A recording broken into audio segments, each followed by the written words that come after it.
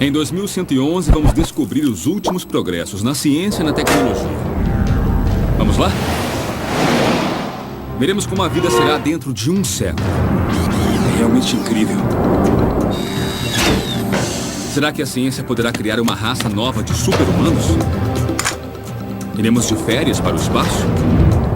Nossa! E os robôs irão nos ajudar com as tarefas cotidianas? Ou algum dia terão o controle da Terra? Meu nome é Itzy Dukevich e convido você para ver comigo a 2111.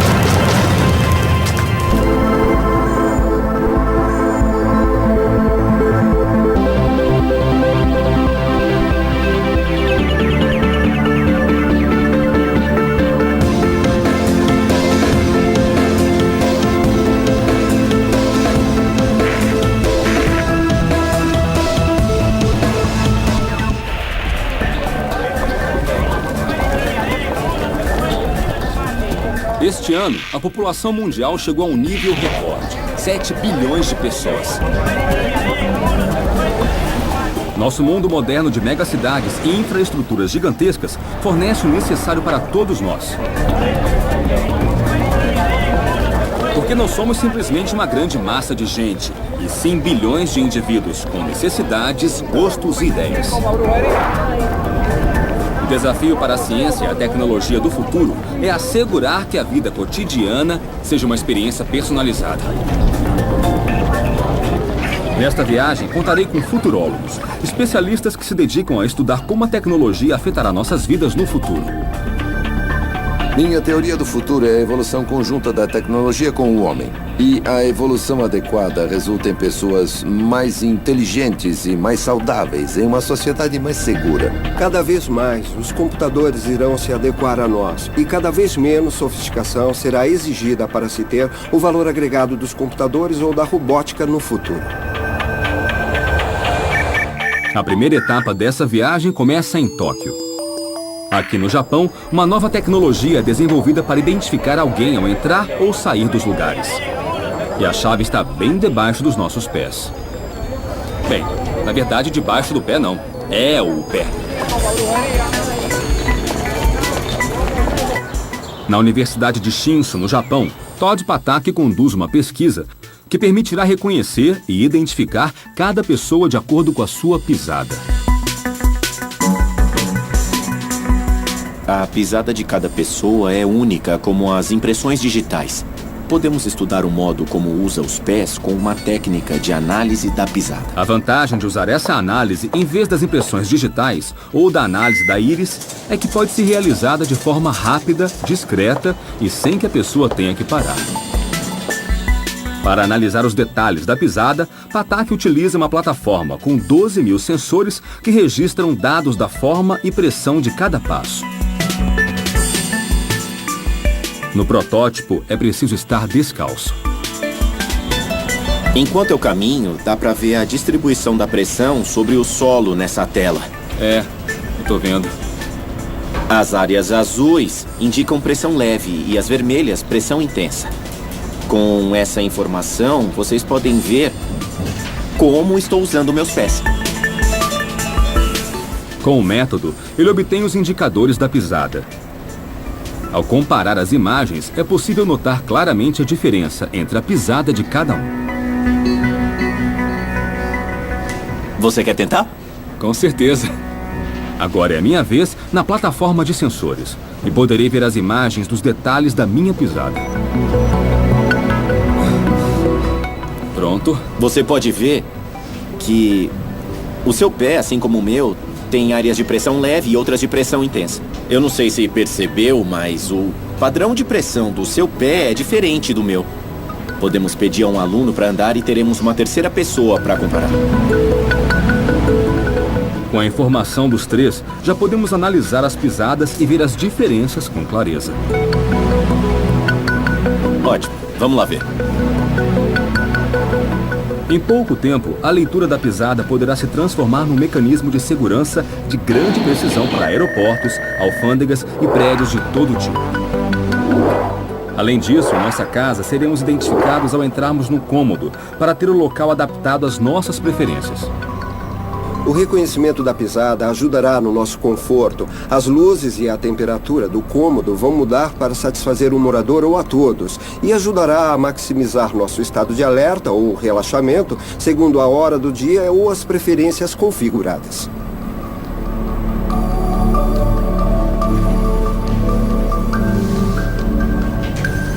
Eu imagino que os comerciantes vão adorar identificar a pisada dos clientes para prever o que oferecer para eles.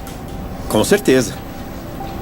Se puderem saber a idade aproximada e talvez o sexo do cliente quando ele entrar na loja, vão poder direcionar o atendimento ou informação que pode ser útil para o cliente.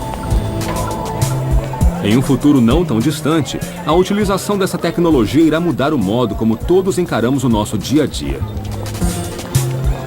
Agora imaginem isso. Eu vou às compras no meu centro comercial preferido. Entro numa loja, piso no sensor de pisada que imediatamente me reconhece e avisa os vendedores da minha chegada. Mas não é só isso. Eu posso ser um entre 10 mil visitantes naquele mês, mas na mesma hora saberiam do meu histórico de visitas, de compras, as ofertas que poderiam me interessar e eles ainda saberiam o meu nome.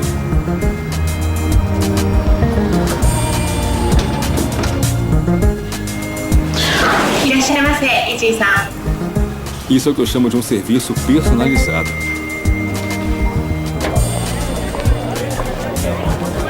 O reconhecimento da pisada é um aspecto entre uma gama enorme de coisas que vão saber sobre nós. Então, o mundo poderá se tornar cada vez mais e mais receptivo.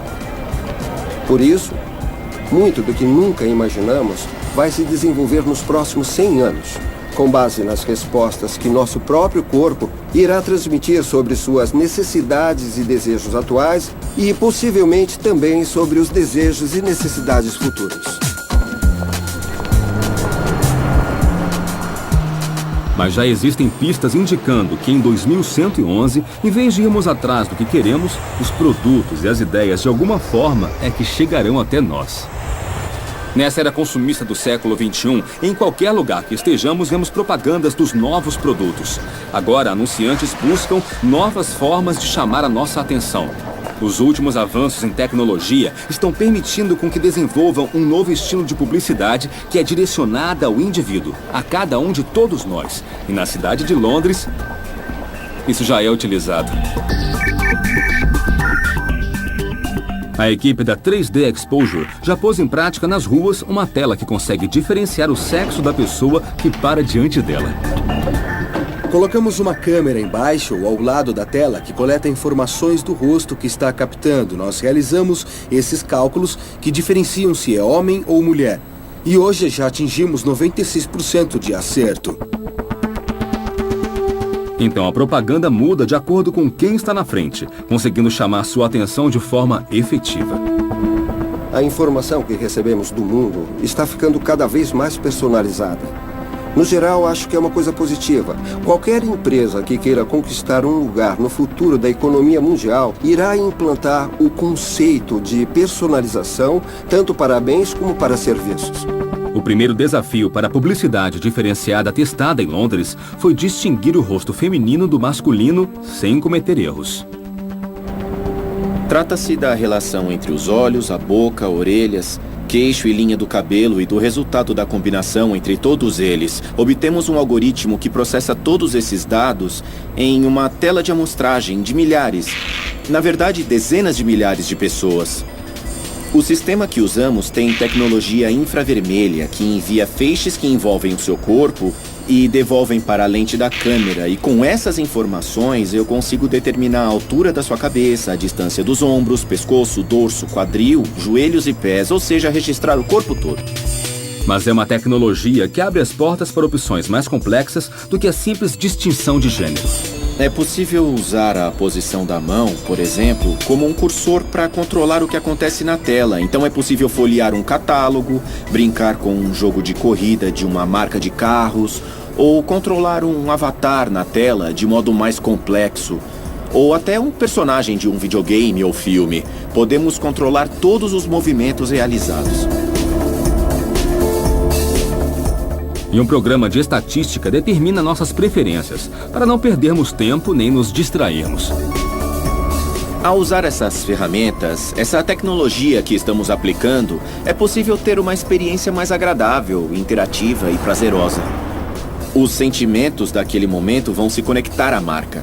Então, isso ajudará a reconhecer e relacionar a marca com emoções positivas. A reestruturação de um anúncio publicitário hoje é moldada de acordo com suas emoções ou com o que você procura no momento em que está atento a ele. Nós queremos estar conectados de uma forma inteligente, que a viagem continue virtualmente em cada momento do dia e dessa era. Eu acho que estamos evoluindo de um modo mais inteligente, com um impacto maior e mais efetividade. O próximo passo da tecnologia interativa é uma invenção que, além de nos mostrar os anúncios que nós queremos ver, ainda nos mostra o que nós pensamos deles.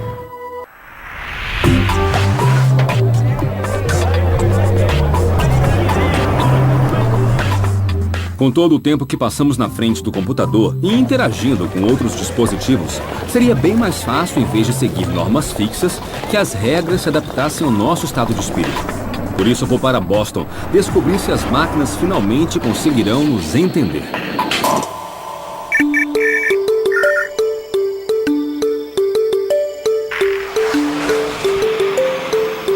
Aqui no Centro Jeremy Lemelson do MIT, Daniel McDuff desenvolve um programa que permite aos computadores lerem as expressões do nosso rosto para poder entender como nos sentimos. A interação com os computadores às vezes pode ser bem frustrante, porque eles interrompem você quando você não quer ser interrompido, ou demoram demais quando você precisa de rapidez. Se eles forem capazes de entender isso, captando suas emoções, isso pode ajudar a melhorar essa interação. Me diz, Daniel, como um computador consegue identificar as minhas emoções? Nós usamos uma câmera e um programa para detectar automaticamente o rosto, as expressões, os gestos que faz para transmitir para o computador seu estado emocional. Quando está feliz, você sorri. Quando está confuso, franze as sobrancelhas. É possível identificar todos os nossos sentimentos através das ações dos músculos. Há mais de 50 movimentos musculares e gestos que uma pessoa pode fazer, e há várias combinações entre eles. Então, primeiro identificamos os gestos e ações, e depois usamos uma base de dados para detectar os estados emocionais, a chance de estar expressando certo sentimento em um dado momento. Mas fazer com que um computador reconheça uma expressão facial com precisão não foi uma tarefa fácil. Durante o desenvolvimento do seu projeto, ele teve que inserir uma quantidade enorme de informações. Usamos centenas ou, em alguns casos, milhares de exemplos de emoções diferentes, como vídeos de pessoas em estado de confusão ou de atenção. E nós obtivemos um algoritmo que relaciona as características que esses estados têm em comum.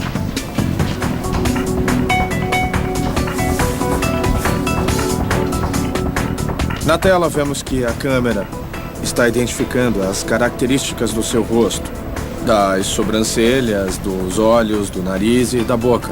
Observamos o deslocamento desses pontos com seus gestos e expressões faciais. As linhas pretas mostram a orientação da sua cabeça e os pontos vermelhos identificam as características particulares do rosto. Então, se levantar as sobrancelhas, verá que os pontos se elevam. Eu tô vendo que aqui tem um tipo de gráfico e ele pode ser usado para entender a reação das pessoas ao verem um filme ou um comercial? Pode sim, claro, porque imagine que você carrega um vídeo no YouTube e quer saber o que os seus amigos acham dele. Essa seria uma forma de obter uma reação verdadeira. Ou, por exemplo, se você fizer um anúncio na internet, nós podemos ver qual parte as pessoas preferem. Então, em vez de perguntar para todo mundo o que eles acharam, nós podemos saber o que eles acharam através do sistema. E o seu rosto não mente. Por exemplo, quando consente com a cabeça, vemos que a linha de movimento se eleva. E é bem provável que esteja concordando nesse momento. Temos parâmetros como sorriso, inclinação da cabeça, negação e outros movimentos dos lábios. Então, ao assentir e sorrir, Provavelmente você concorda comigo enquanto nós estamos conversando. Durante esse processo, Macduff se deparou com um problema inesperado. Como fazer com que o computador reconhecesse uma expressão falsa? Para conseguir diferenciar uma expressão verdadeira de uma expressão falsa, nós observamos toda a dinâmica da expressão. Podemos ver muitos detalhes, como a combinação de movimentos e como o tempo que nós humanos usamos para diferenciar entre um sorriso espontâneo e um falso. O computador também pode processar essa informação. Embora para nós esta seja uma expressão realmente fácil de reconhecer, para um computador é uma façanha que abre um leque com inúmeras aplicações. Só é necessário uma câmera e um processador. Então, através do celular ou da televisão, é possível gerar uma experiência mais divertida. Ou também com consoles de videogames. Isso pode ser muito útil para saber a reação do público diante do conteúdo de mensagens como a publicidade. Nós não queremos mais só ouvir o que as pessoas dizem que gostam ou querem rever. Nós queremos saber do que elas realmente gostam. O próximo passo desse projeto será reconhecer as expressões fora do laboratório. E no futuro, implementar essa tecnologia em todas as máquinas que nos rodearão. As emoções são parte importante da interação. E o contato de robôs com humanos pode ganhar bastante se eles forem capazes de incorporar o entendimento das emoções. Vejo um futuro em que todos teremos um desses mordomos digitais, que nos mandarão informações, porque vão perceber quais coisas nós queremos, a informação que queremos e no momento em que queremos, mesmo que não saibamos que precisávamos daquilo. Essa tecnologia transformará para sempre a nossa relação com as máquinas e os computadores, porque pela primeira vez saberão o que sentimos. Sem dúvida, esta é a era dos computadores. Com este pequeno aparelho, resolvo quase toda a minha vida. Posso telefonar, enviar mensagens, pagar contas. Você pode fazer o que quiser. E como muitos computadores, ele só faz o que pedimos. Mas num futuro não tão distante, os computadores, além de nos ajudarem na organização, também vão ajudar nas decisões mais complexas das nossas vidas. Eu apresento o Watson, desenvolvido pelo gigante tecnológico IBM. Ele é um dos computadores mais avançados do mundo.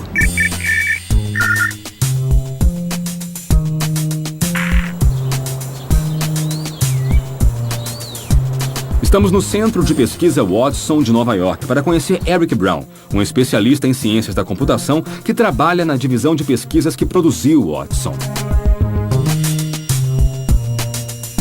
Nós temos uma longa história na criação de sistemas de computação que processam informação e números, mas fazer com que pensem de modo semelhante ao nosso e principalmente que entendam a linguagem humana foi um grande desafio. Nosso cérebro foi criado para fazer isso naturalmente. Para um computador, isso é muito difícil. Essa é a primeira barreira do problema. Watson é a tentativa de resolver o problema, de fazer com que computadores entendam os humanos, interagindo com eles de forma mais natural. Watson é o começo de uma nova era de computadores cognitivos que pensam, aprendem e chegam ao entendimento perfeito com os seres humanos. Esse é o sistema Watson. O hardware consiste em 10 racks, cada um com 9 servidores, então temos 90 servidores. Cada servidor possui 32 processadores, é o equivalente a 2.880 processadores. Toda essa capacidade de armazenamento se faz necessária, já que o Watson é alimentado constantemente de informação proveniente de centenas de milhares de fontes do mundo todo. Para termos uma ideia, até 2111, poderemos ter informação disponível de 2,8 zettabytes, o equivalente a 11 pilhas de DVDs indo da Terra até a Lua. O interessante no Watson é que ele funciona integrando vários programas diferentes, o que chamamos de analítica. Podemos pensar em cada um como um especialista. Um especialista humano é bom em determinada área, mas é muito difícil encontrar alguém que saiba tudo sobre todos os assuntos possíveis. Manoj Saxena é gerente-geral da divisão de soluções do Watson.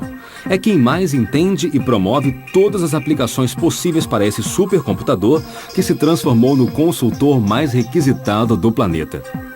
A aplicação escolhida como prioritária foi a de ajudar a comunidade médica a decidir quais tratamentos e medicações são adequadas para pessoas com câncer. Sem ajuda, em até 44% das vezes, o diagnóstico médico inicial é equivocado. Um dos problemas enfrentados na saúde é que a quantidade de informação médica duplica a cada 5 anos. É humanamente impossível obter toda essa informação disponível. Acreditamos que uma tecnologia como a do Watson possa ajudar a integrar a informação médica na elaboração de tratamentos melhores. O médico continuará tomando a decisão, mas pensamos que o Watson será um sistema que servirá de apoio para essa tomada de decisões. Será possível falar com essa versão médica especial do Watson, descrever um caso com todos os detalhes e consultar tudo que já foi escrito e é relevante para o caso? Então ele dirá o que acha que acontece e o que se pode fazer. E o Watson não foi idealizado para atuar só nos Estados Unidos, mas para estar ao alcance de todas as pessoas do planeta que necessitem de assessoria médica. Observando a medicina de hoje, vemos que grande parte da informação médica é em inglês e vem de países como os Estados Unidos ou da Europa. Mas se considerarmos o crescimento da população mundial, vemos que é maior em locais como África, China, Índia e outros que não dispõem de tanto conhecimento ou informação médica, mas que dispõem de acesso a redes sem fio e smartphones. Planejamos liberar a tecnologia Watson para que outras pessoas possam desenvolver aplicações com essa base. Então, qualquer um que tenha um celular, por exemplo, no sul da África, e sofrer uma picada no pé, eu posso saber do que se trata. Vou poder olhar para o meu celular e, após analisar a imagem, dizer, depois de examinar a imagem, me parece uma picada de aranha ou de cobra. Ou é uma erupção simples. Com o Watson, nós teremos a capacidade de aproveitar o conhecimento da medicina e democratizá-lo para o mundo todo. Embora o Watson ainda esteja só a serviço da medicina, a IBM já trabalha para que, num futuro não tão distante, este supercomputador seja instruído e capacitado para responder sobre centenas de milhares de assuntos. Nós acreditamos que isso vai gerar uma nova gama de soluções informáticas para todo mundo, em casa, no trabalho ou durante uma viagem de avião. Então, nos próximos 20 anos, veremos nascer uma nova geração de computadores que pensam e que aprendem. Eles vão poder ser usados por administradores da cidade para controlar melhor o trânsito, as emissões de carbono, os crimes e ainda pelos cidadãos para planejar suas atividades diárias, férias e passeios. Bom, há 100 anos, nem existiam computadores. Então, se pensarmos no que pode acontecer em um século, é possível prever um grande progresso. É só olhar para a tendência na tecnologia dos últimos 10 anos. Hoje, o seu telefone celular é mais poderoso do que o computador usado para lançar o primeiro foguete à Lua. Em 2029, ele vai se equiparar ao pensamento humano mais desenvolvido em cada área. Terá lido tudo na internet, será capaz de discernir o que é confiável do que não é. Ao acessar praticamente tudo que já foi escrito, conhecerá todos os livros. Será uma combinação muito poderosa.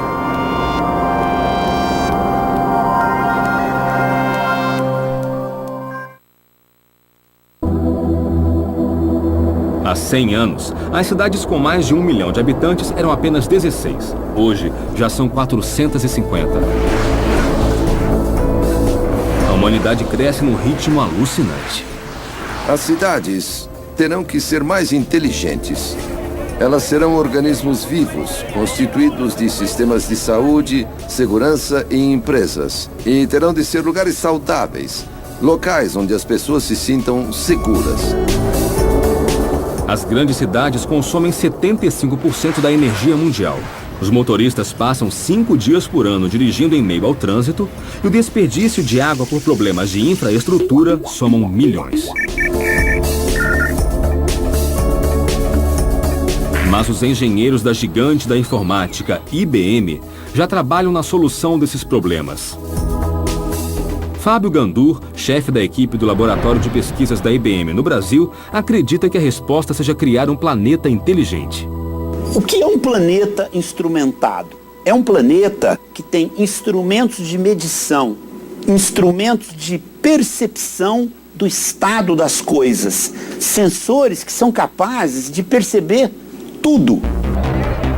Para transformar a teoria em realidade, a equipe da IBM escolheu uma das maiores cidades do mundo, o Rio de Janeiro, que além dos problemas de toda a grande metrópole, recebe uma quantidade enorme de turistas e sediará eventos importantes como a Copa do Mundo de 2014 e os Jogos Olímpicos de 2016. Para enfrentar tamanhos desafios, foi criado o Centro de Operações do Rio de Janeiro, um sistema integrado que monitora diferentes serviços públicos da cidade.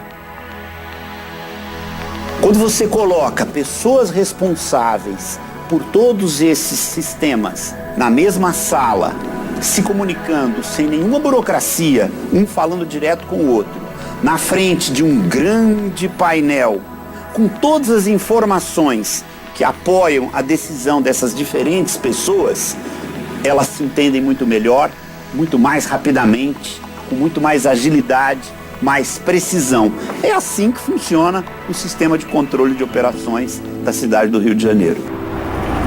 Essa nova cidade inteligente conta com mais de 300 computadores e um super painel de mais de 80 metros quadrados que transmite as imagens de 500 câmeras distribuídas por toda a cidade. O Centro de Operações é inspirado nos centros de controle da NASA para missões espaciais. Aqui é a sala de controle do Centro de Operações. Aqui nós temos um grande painel que controla a vida da cidade. Esse é o maior telão da América do Sul. E aqui, normalmente, num dia normal como hoje, nós temos à direita as informações de meteorologia, no centro as informações de trânsito. Aqui nós temos o nosso painel de controle, que é o painel de trabalho, que recorda todos os incidentes. E depois aqui nós temos informações genéricas que os operadores puxam. Funcionamento dos rios, níveis de rios e lagoas, qualidade do ar, o grid de fornecimento de energia elétrica, o transporte público e as principais vias que chegam na cidade. O Centro de Operações nunca para. São 400 pessoas que trabalham em 3 turnos, cobrindo 24 horas por dia. Aqui nós temos a cidade nas nossas mãos. Esse sistema permite saber tudo o que está acontecendo. De um grande incidente a um pequeno incidente, como por exemplo esse. Esse incidente é um carro que está parado na porta da calçada de um morador. O morador não consegue sair porque tem um carro parado. Nós sabemos onde está o incidente e nós acionamos o policial mais próximo para ir lá e mandar liberar a calçada. Com a informação organizada através de um software eficiente, os operadores trabalham na fluidez do trânsito. Eu modifico os tempos semafóricos, tá? Para que eu dê fluidez, né, à parte de trânsito na rua. Eu estou vendo que eu tenho na via principal, eu estou com 70 segundos e eu preciso aumentar esse tempo, porque eu estou com congestionamento na via. Aí eu vou aumentando o tempo semafórico até que chegue aquilo ao tempo que eu acho que há condições de dar maior fluidez no trânsito. No Centro de Operações, também opera um sistema de prognóstico meteorológico de alta resolução para a previsão do impacto de tempestades com 48 horas de antecedência. Graças a esse sistema e a análise geológica da cidade, é possível prever lugares propensos a inundações, criar planos de ação e alertar a comunidade.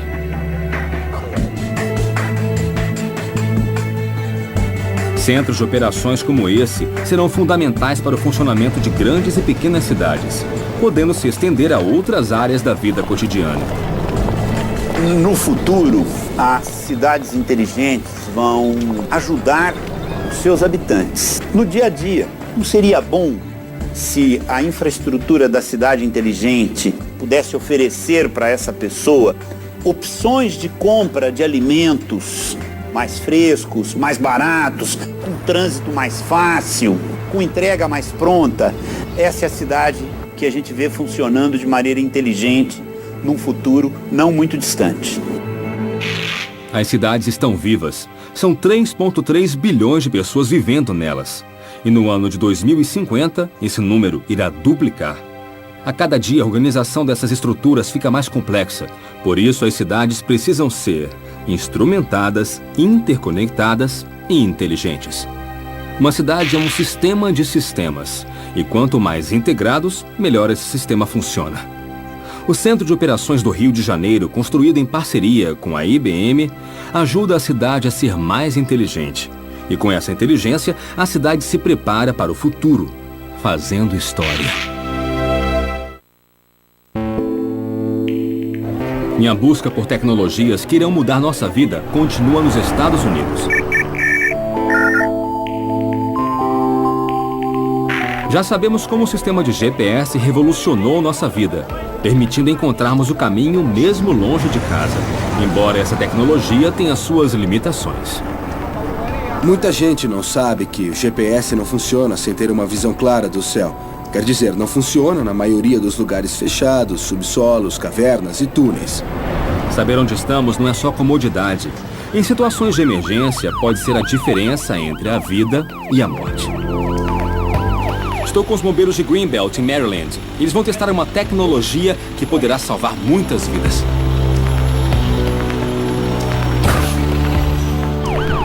Aqui, os bombeiros testam uma nova tecnologia que superará as limitações do sistema GPS, dando uma localização precisa mesmo dentro de um prédio. Eu vou me preparar para sentir o que os bombeiros vivem todos os dias. Equipamento de proteção básica para ter a experiência completa de um incêndio real. Então eu verei como será com fogo de verdade.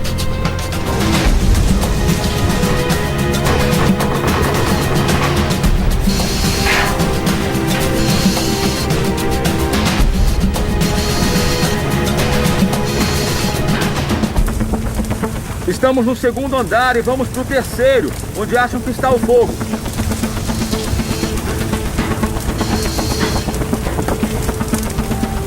O incêndio é no terceiro andar. Não estou conseguindo ver nada. Eu acabei de cair da escada.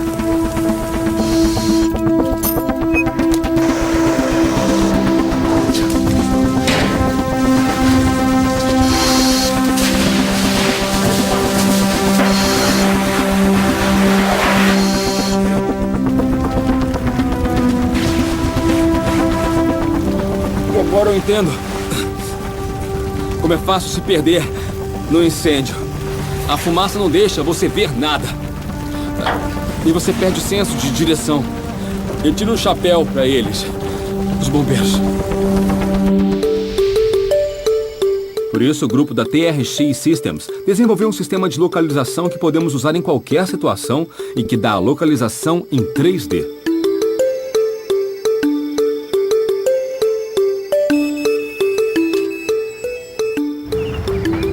A unidade de rastreamento em cada bombeiro coleta informações pelos sensores. Ela também capta o movimento do bombeiro, mede a distância entre eles com um sensor sem fio. E ele também registra dados do ambiente, como temperatura e pressão barométrica. Pressão barométrica é usada para nos ajudar a determinar a altitude. Os dados vão para a central de controle. Lá, são filtrados e combinados de modo a fornecer a melhor posição possível para cada usuário, que vai para o chefe de operações. Ray Thomas é comandante do Corpo de Bombeiros e tem mais de 45 anos de serviço. Com sua equipe, ele põe à prova a nova tecnologia. Os bombeiros colocam o emissor de sinal e entram no prédio.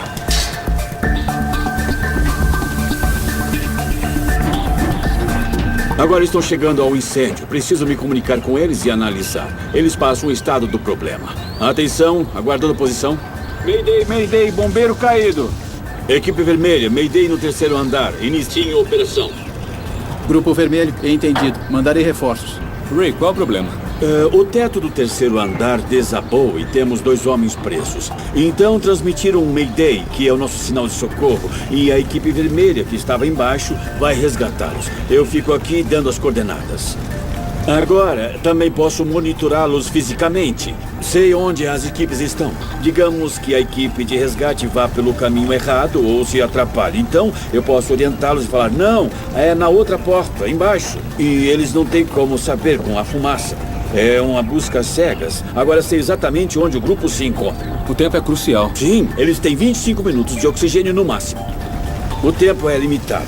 Em uma busca às cegas como essa, cada minuto conta. Já usaram parte do oxigênio. Mas em 5 ou 4 minutos posso mandar uma equipe de resgate e vou retirá-los de lá. E o que você vê agora, Ray? Agora vejo que o primeiro grupo entrou e está andando. Por isso sei que estão próximos. Equipe vermelha deveriam estar no quadrante traseiro delta de sua posição. Tudo bem? Sim, temos que tirá-lo daqui. Certo. Pronto? Vamos? Pronto. Vamos lá. 1, 2, 3. Achei o setor bloqueado. Ótimo. Mayday resolvido. E me fala uma coisa, o dispositivo de rastreamento, ele é bom? Ah, é uma maravilha. E reduz o tempo de resgate de 25 para 4 ou 5 minutos no máximo. Nossa, impressionante. Para os bombeiros, poupar tempo é salvar vidas. Mas no futuro, esse sistema não ficará só nos serviços de emergência. O TRX foi criado para os bombeiros. Depois desenvolvemos protótipos e percebemos que há um mercado bem mais abrangente. E com o tempo, imaginamos que o produto seja integrado a celulares e que quase todos possam aproveitar. Uma vez que os celulares saibam nossa posição com precisão e em 3 dimensões, teremos à disposição uma gama enorme de novos serviços. Pode ser utilizado por anunciantes para publicidade direcionada a consumidores quando estão andando por um centro comercial. Por exemplo, é possível captar com precisão quando o consumidor passa por uma loja e, em seguida, mandar um anúncio para essa pessoa. As pessoas encaram a publicidade como um direcionamento maior da personalização, mas eu acho isso uma ideia equivocada. O que na verdade acontece, ao meu ver, é que estamos caminhando a passos largos para conquistar o nosso próprio serviço de informação pessoal e isso vai acontecer em breve. O impacto da tecnologia na vida cotidiana criou dispositivos cada vez menores.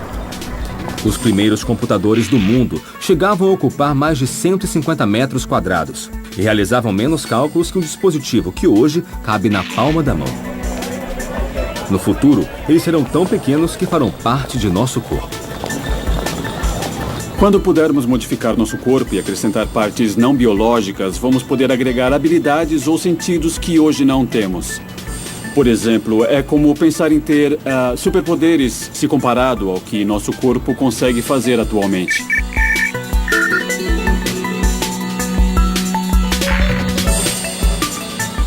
Na Universidade de Illinois, nos Estados Unidos, John Rogers cruza um novo limite na incorporação de tecnologia em nossa vida cotidiana. O professor garante que no futuro controlaremos nosso mundo com uma tatuagem eletrônica. O que nós pesquisamos aqui é único. Isso nos remete imediatamente à capacidade de integrar a eletrônica avançada ao corpo de uma forma que antes parecia ser impossível. Para conseguir desenvolver tal tecnologia, é necessário um material tecnológico bem mais fino, altamente expansível e mais adaptável que os comuns de silicone. John se inspirou no próprio corpo humano. Se pensar na pele, é um tipo de material que pode deformar, esticar e movimentar, de modo a permitir os movimentos naturais do corpo. Uma lâmina de silicone não tem essas propriedades. O resultado foi um material ultra fino que dá ao silicone grande flexibilidade e uma estrutura que ainda o torna expansível. Isso tem 1 milímetro de espessura. Os dispositivos que criamos para a união epidérmica são aproximadamente 1000 vezes mais finos. Eles vão diretamente sobre a pele, de modo que ficam praticamente invisíveis. E são similares à tatuagem temporária que as crianças fazem. É uma invenção que verdadeiramente muda a forma de conceber a interação entre tecnologia e biologia humana. Bom, quais são os desafios? Eu acho que parece ser bem óbvio passar desse tipo de tecnologia para algo que se pareça mais aos tecidos biológicos, que seja maleável, suave, elástico e expansível. Só com esse tipo de tecnologia é possível obter uma variedade de aplicações de base que pareciam ser impossíveis no passado. A tatuagem eletrônica gera um intercâmbio sensorial através da pele que pode medir a atividade muscular, a frequência cardíaca, as ondas cerebrais ou a temperatura. Com as funções básicas que possui hoje, poderia parecer que sua utilidade se limita à aplicação na medicina, mas seus usos podem ser tão variados como os de qualquer computador. Uma equipe de estudantes se propõe a controlar este mini helicóptero à distância.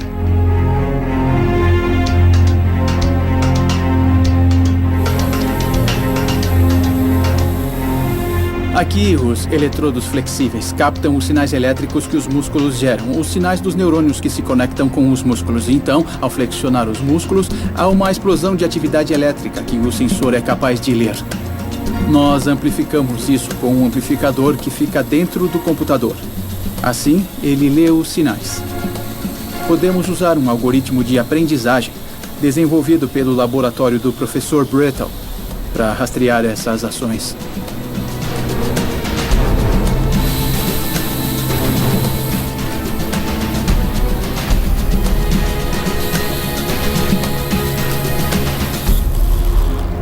E ele também pode ser usado na comunicação do homem com uma máquina para que os sinais registrados por esse dispositivo sejam transmitidos para uma unidade de processamento de dados que então servirá de centro de controle para mover um braço ortopédico, por exemplo.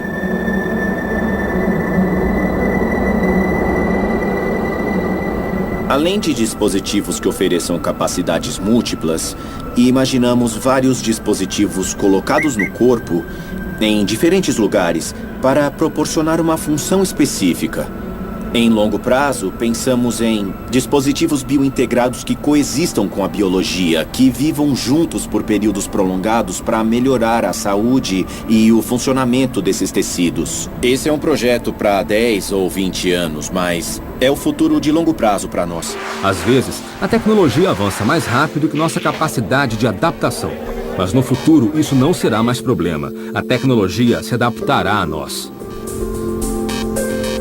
Acho que a maioria das pessoas terá 10 ou 20 coisas implantadas no corpo. Algumas devido a problemas de saúde, outras porque querem benefícios diferentes. O limite entre o nosso corpo e a tecnologia incorporada provavelmente será indefinido. De modo geral, todas as coisas que incorporamos irão nos dar habilidades que hoje não temos para fazer coisas que parecem impossíveis.